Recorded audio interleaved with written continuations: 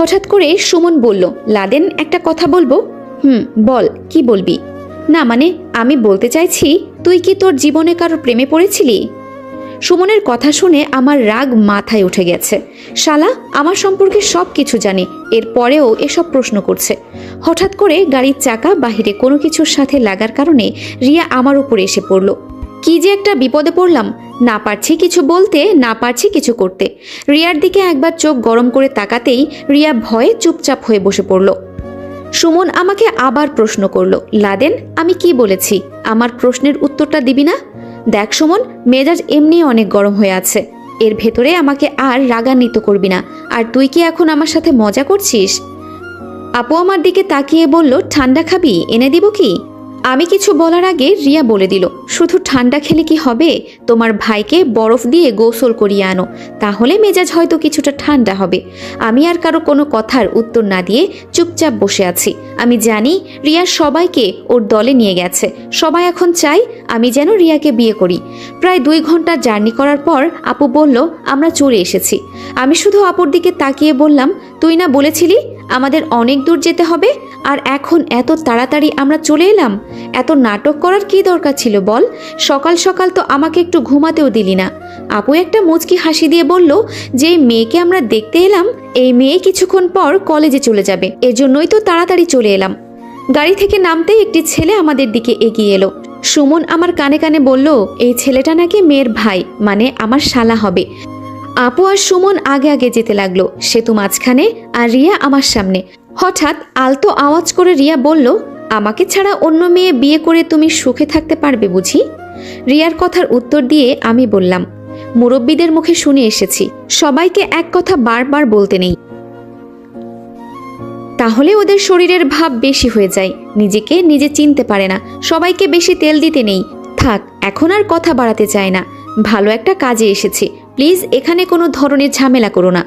রিয়া মুচকি হাসি দিয়ে বলল, ভালোবাসার মানুষ যদি সুখে থাকে তাহলে তাকে আমি কেন বিরক্ত করব? আমার জীবন হয়তো দুঃখে যাবে, নয়তো ওপারে গিয়ে তোমার জন্য দোয়া করব। তবে একটা কথা কি, আমি তোমাকে সত্যিই ভালোবাসতাম, তবে সেটা প্রকাশ করার আগে যে এত কিছু হয়ে যাবে এটা আমি জানতাম না। দোয়া করি তোমার জীবন যেন সুখেই যায়। এই কথাগুলো বলে রিয়ার চোখের পানি মুছল। রিয়ার কথাগুলো শুনে আমার বুকের মাঝে কেমন জানি চিনচিন করে ব্যথা করতে লাগলো। কেন এমন হলো এটা বলতে পারছি না, তবে আমার কেমন যেন মনে হচ্ছে আমি আমার আপনজন কাউকে হারাতে বসেছি। বাসার ভেতরে গিয়ে সুমনের পাশে চুপচাপ বসলাম। আপু আর রিয়া ভেতরে গেল। সেতু আমাদের সামনে গিয়ে বসলো। সেতুর দিকে তাকাতেই সেতু আস্তে করে বলল, দোয়া করি মেয়েটা যেন কালো হয়, আর এই কি যেন বলে না, বয়ফ্রেন্ড নাকি। সুমন সেতুকে ধমক দিয়ে বলল, চুপ করবে সেতু, এসব কথা কেউ বলে? যদি ওদের কেউ শুনে ফেলে তো কি হবে?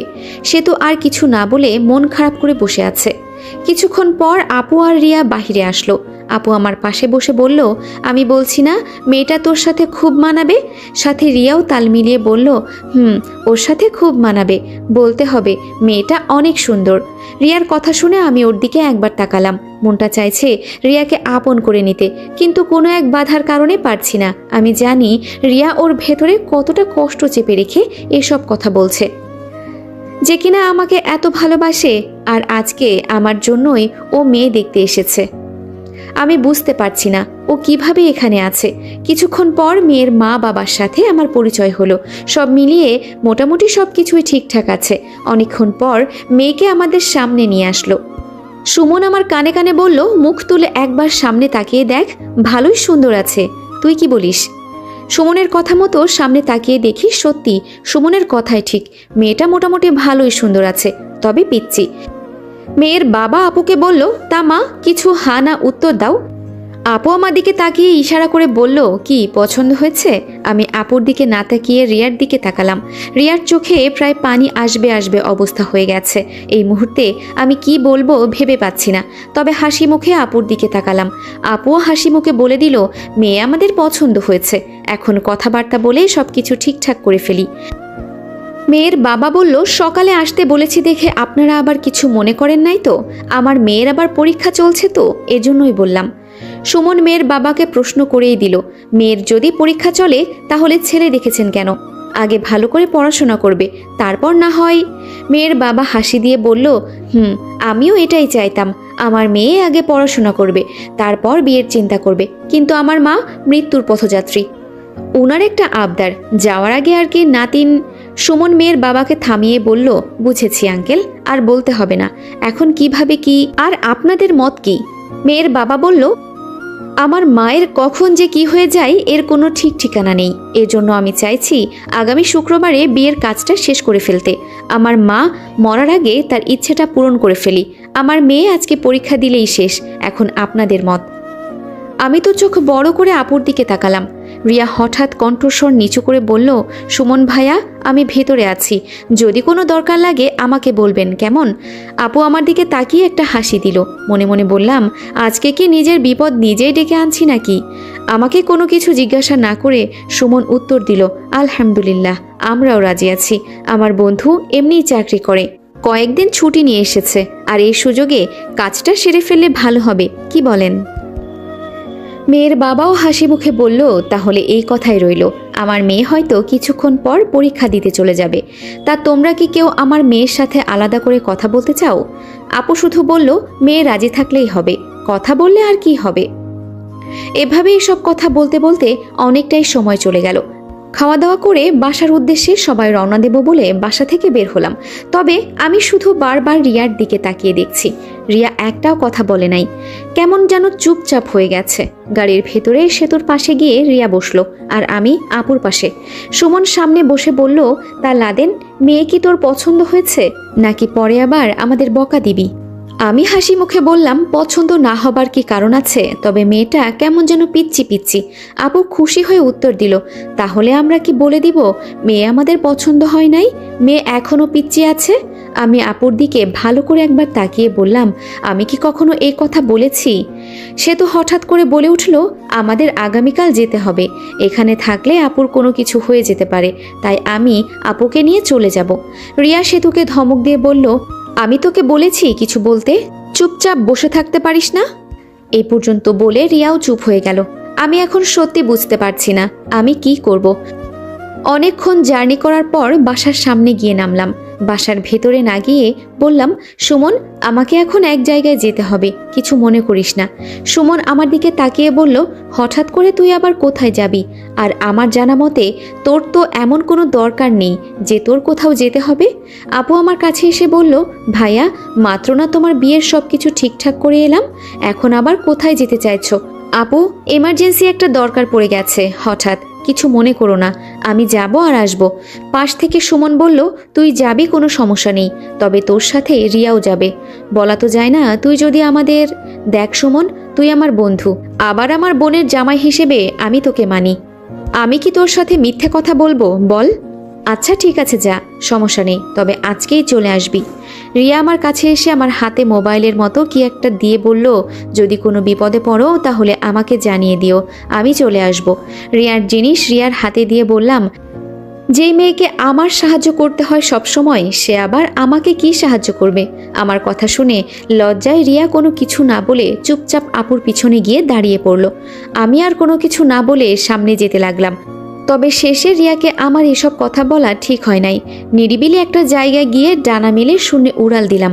মাঝে মাঝে একটা বিষয় চিন্তা করলে খুব ভালো লাগে।